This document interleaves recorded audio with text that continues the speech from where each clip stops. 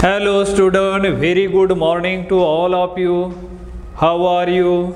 I hope you all are happy, healthy and fine at home. Do you remember what were we discussing yesterday? I think yesterday we were discuss about the general scenario of the discussion of the syllabus which is introduced or which is implemented from academic year 2021-2022, and the university adopting the choice based credit system. Why university adopting choice based credit system?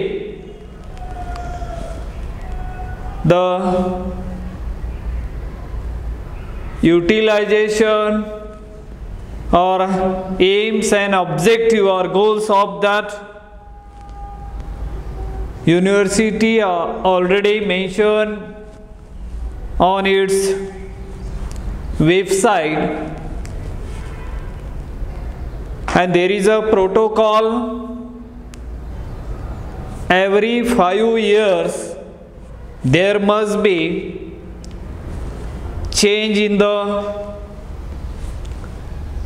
syllabus, and accordingly this is the pattern, previous pattern we have compared in my previous lecture. I have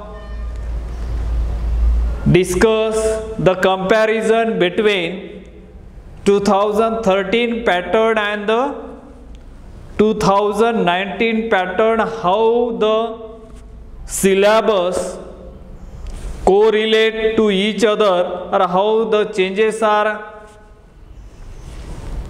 occurred or changes are made. That I already discussed in my previous lectures. So today what we are going to discuss,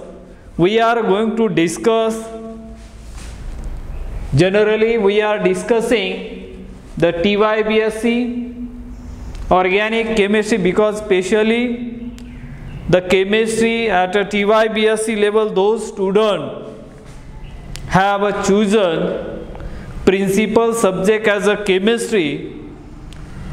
There are different subjects or the courses under the heading TYBSc degree program, specially for chemistry. We have seen different starting from the semester number 5 paper first CH 501 physical chemistry first,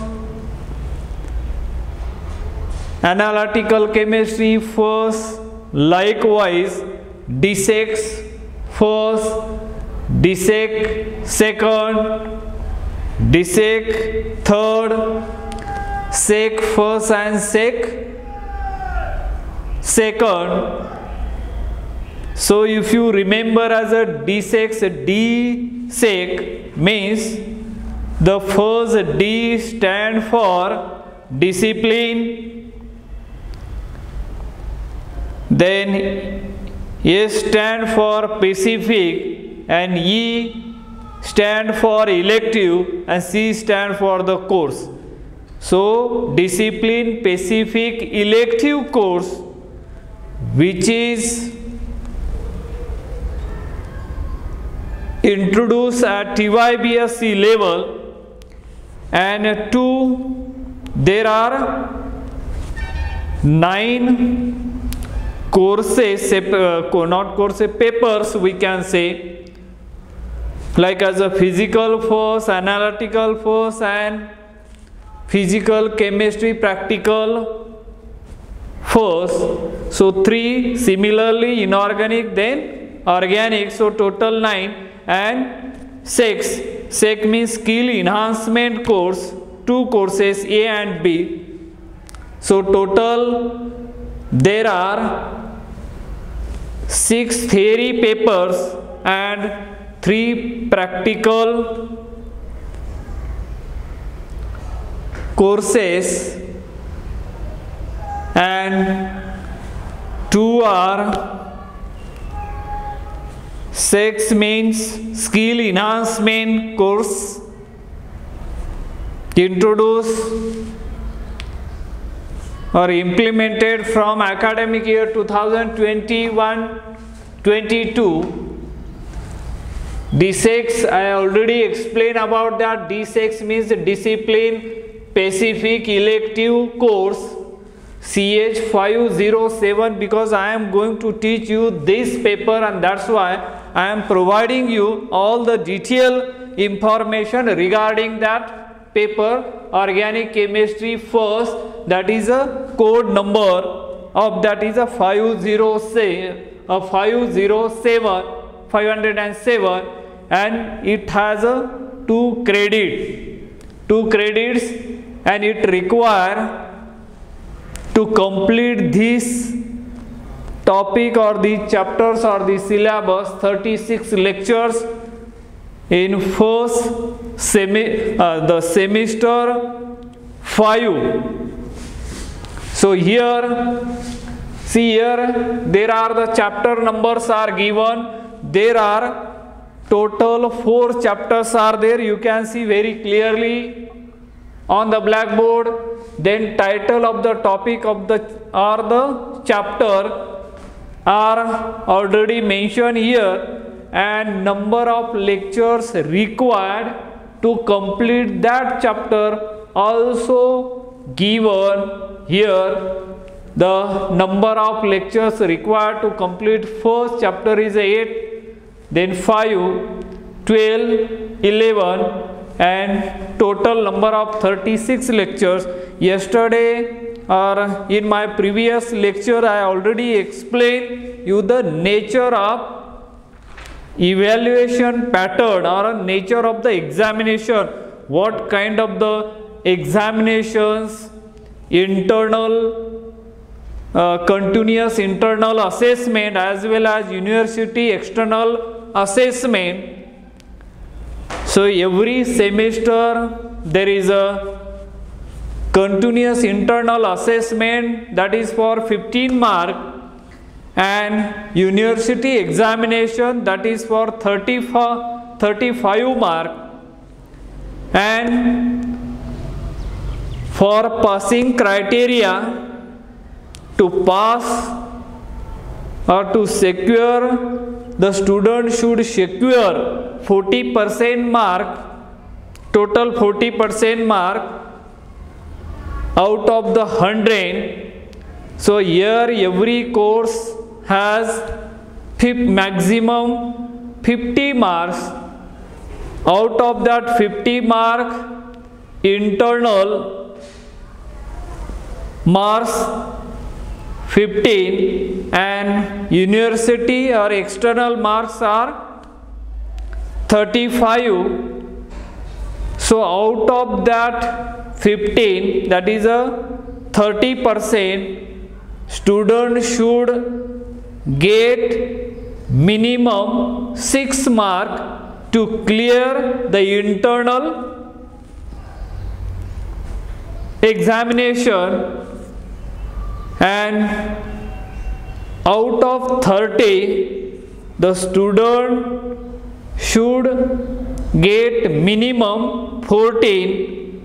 6 plus 14 equal to 20, means out of 50 you student should secure 20 mark, then he will be clear that course. So that is a general mechanism of evaluation of students that I already explained over in my previous lectures. Here today we are going to discuss the actual syllabus of course CH507 Organic Chemistry semester 5 D6. As we know that D6 third, this is belonging to this course in D6 third, because D6 this is a D6 third year. D6 first, physical chemistry first, analytical chemistry first, and the physical chemistry practical first. That is a D6 first. D6 second, as we know that D6 means discipline specific elective course, and D6 second, there is inorganic chemistry first, industrial chemistry and inorganic chemistry practical first.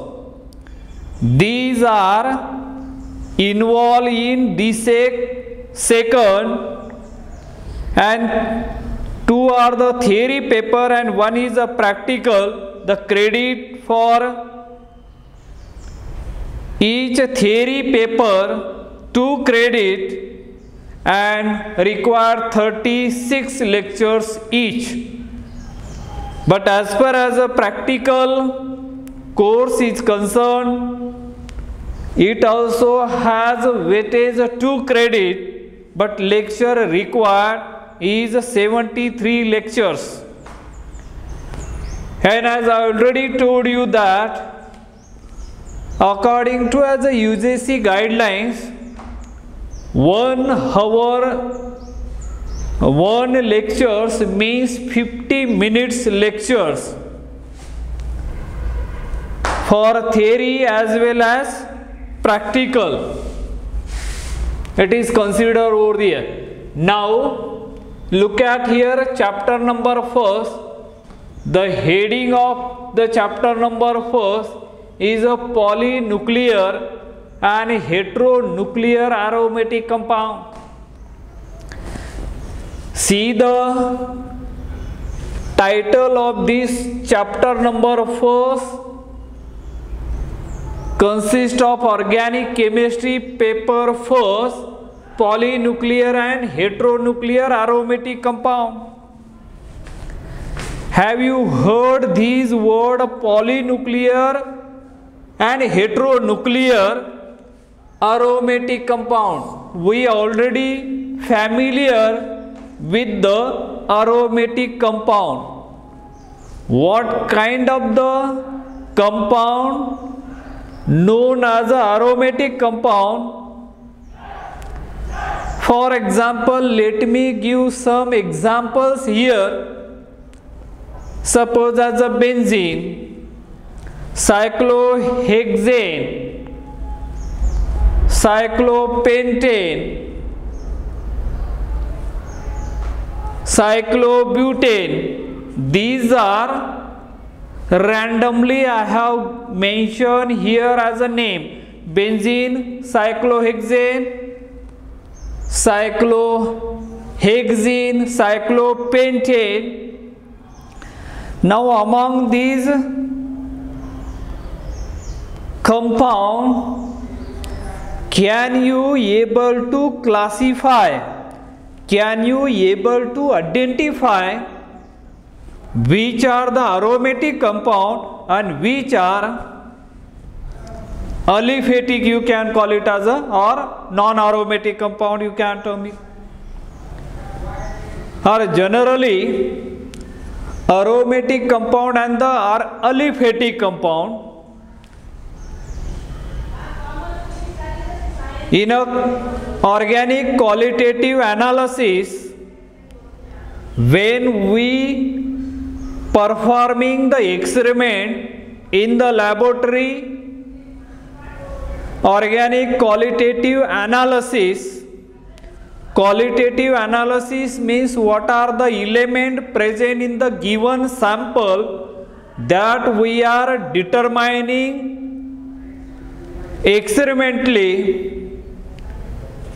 So during that there is a one chemical test to identify whether the given compound is aromatic in nature or aliphatic in nature. Very simple test the student performing in the laboratory. What is that test? Whatever the given sample given to them, they take pinch of substance, putting on a wire gauze, holding on a burner. If the sooty flame comes, they draw the conclusion, or they said that the given compound is aromatic in nature. Suppose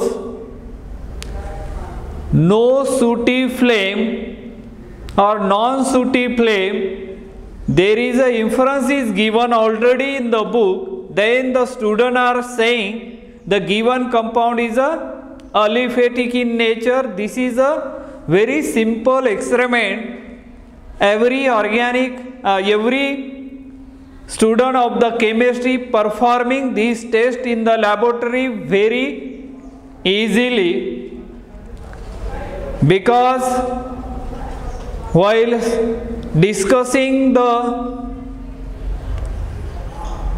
practical, it's very simple to identify the given compound, the nature of the given compound, whether it is a aromatic in nature or the aliphatic in nature.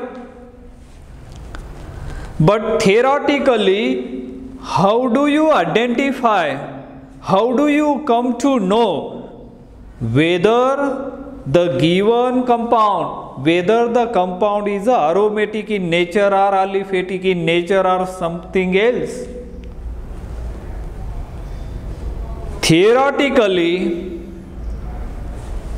one of the scientists given some of the characteristic feature regarding the aromatic compound. Those are fulfilling that criteria, then and then theoretically that type of the compounds are generally termed as aromatic compound, and the rest of the compound we can say it is aliphatic in nature. But what are those criteria? What is that rule? Rule is a very simple, which is formulated or which is given by Huckel. Huckel is a scientist name. He discovered the rule for the aromatic compound. Aromatic compounds are very stable in nature. The aromatic compounds are cyclic, number 1. Number 2, they are planar. Number 3, they must have conjugation, means alternative double bond must be present, and obeying the Huckel's rule 4n plus 2 pi electron system. That kind of the compound generally termed as a aromatic compound, and the simplest aromatic compound is a benzene. That we know here about that aromatic compound. Understood this concept? Aromatic compound means what? Experimentally as well as theoretically, how we come to know that the aromatic compound, right? Now, but you may not be heard the word polynuclear and the heteronuclear. Poly means many, hetero means different. Remember, the word itself indicates that poly means many and hetero means different. So here the nuclear means nucleus of that particular organic compound. Here polynuclear aromatic compounds, the compounds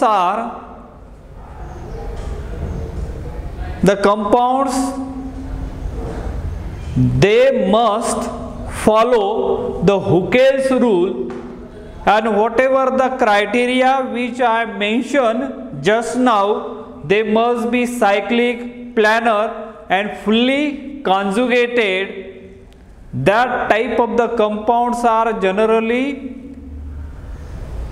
termed as a aromatic compound or involving as a aromatic compound. But here nuclear you just remember as a nucleus.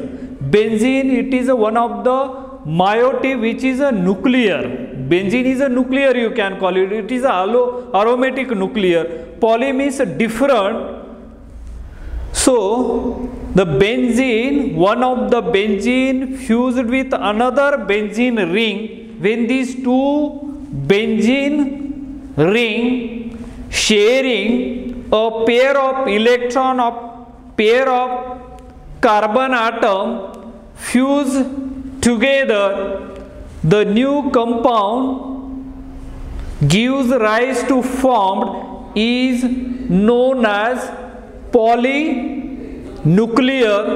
The best and the simplest example of polynuclear is naphthalene. When three benzene ring fuse together and we are getting as a different polynuclear aromatic compound, and the examples are anthracene, phenanthrene. These kind of the compounds are known as polynuclear. And now heteronuclear. Heteronuclear means different. Hetero means a different atom. Generally, the organic compound, we are making the simplest definition. Organic chemistry means what? The study of compound that contain carbon atom is known as a organic chemistry. Why only as a carbon atom? If you remember the modern long form of the periodic table, there are 118 elements are present. Out of that, carbon, only the compound which has a unique property, means a different property than the rest of the element. And what is that unique property? Do you know? Yes, the unique property of that carbon atom is called as a catenation. Catenation, the meaning of that catenation is nothing but as a to form the chain. To form the chain, other elements do not have such a type of the property, and therefore due to this property millions of organic compounds are known. Thousands of the organic compounds are synthesized daily in the different laboratories, research laboratories, maybe at taluka level or district level, or even though universities or in a multinational cities like as a National Chemical Laboratory NCL or ISAR, or in the different chemical industries, there is a one separate department is there, research and development. There also as a this kind of the research are going on. So where these kind of the compounds are formed. Heteronuclear. Hetero means different. When the cycles is formed and which is made up of by only carbon, then we can call it as a homonuclear.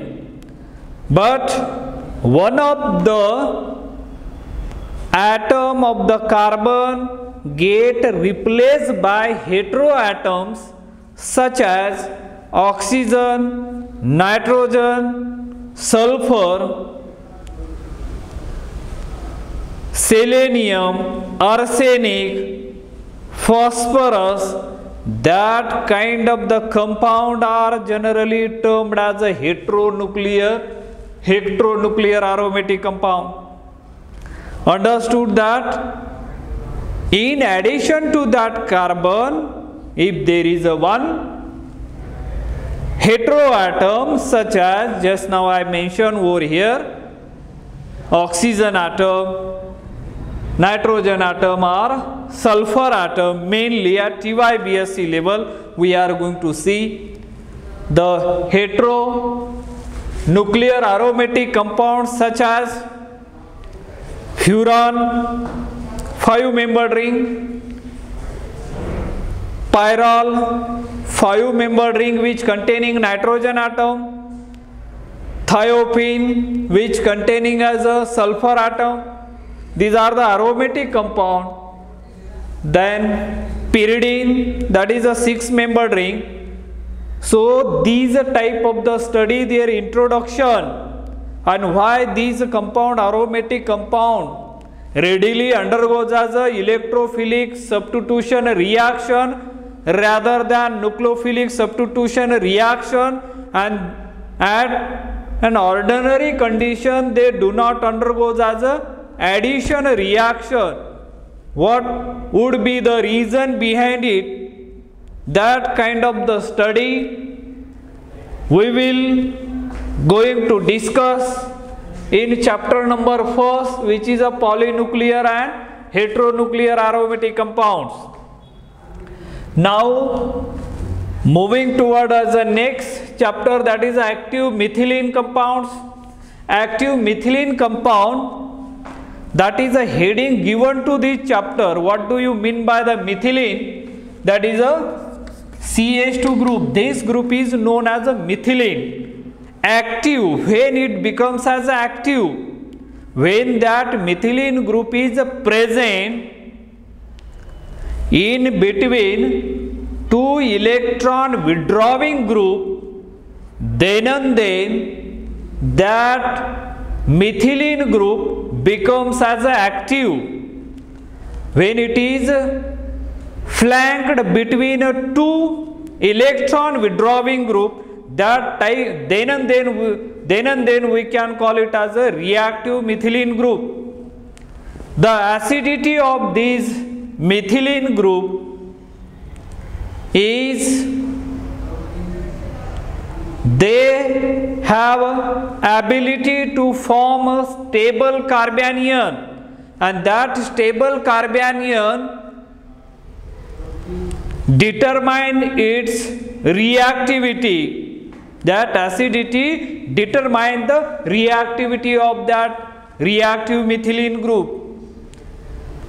And the compound, I think some of you might be aware about that reactive methylene group, which is found in malonic ester, acetoacetic ester, their synthetic applications, and all of these, how we will describe the synthetic application of reactive methylene group, how one can synthesize the complex molecule, even starting with the simplest starting material. So that type of the synthetic application we are going to discuss. What do you mean by the active methylene group? Where and what are the synthetic application of those synthetic reagent? What would be the meaning of synthetic reagent? All those things we are going to discuss in chapter number 2. Then moving toward the next one is a rearrangement reaction. The name itself indicating as a rearrangement means there is a reorganization of carbon framework in the molecule, or the modification of the carbon skeleton is known as rearrangement reaction.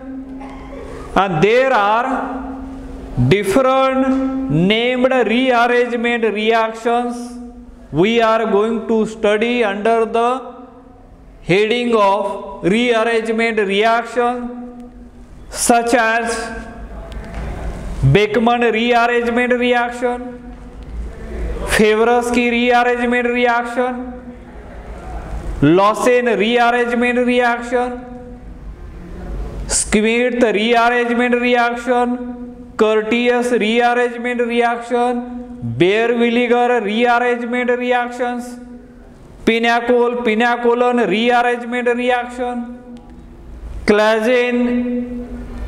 Claisen rearrangement reaction, so sigmatropic rearrangement reactions.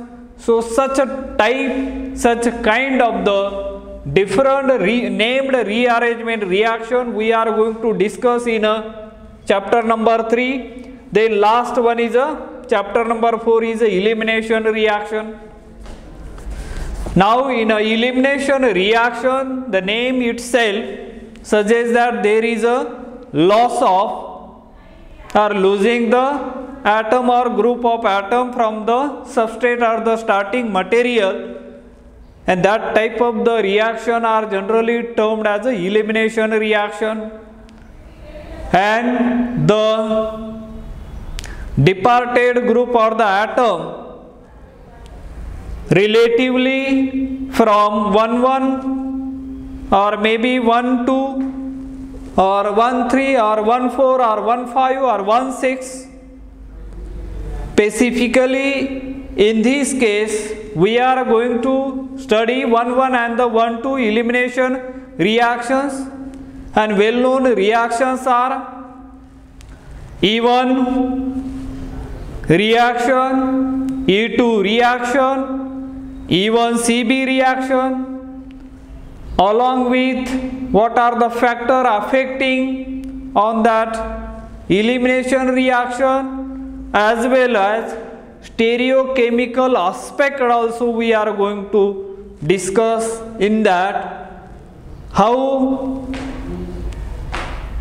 Sejep's elimination reaction, Hofmann elimination reaction, as well as kinetic isotopic effect, what kind of the elimination reactions are shown. So that kind of the discussion we will discuss in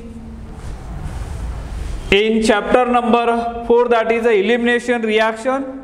This is what we can call it as a whole general discussion we have discussed over here regarding that syllabus. So now, not now, in next lecture, means tomorrow's lecture, we will discuss what are the actual points involved in every chapter, and then what are the outcomes of that, why student should learn that chapters, what are the outcomes of that, and what are the references book they should refer during the study of this course. This kind of the discussion we will discuss in our next lecture. Till then, have a nice day. Thank you.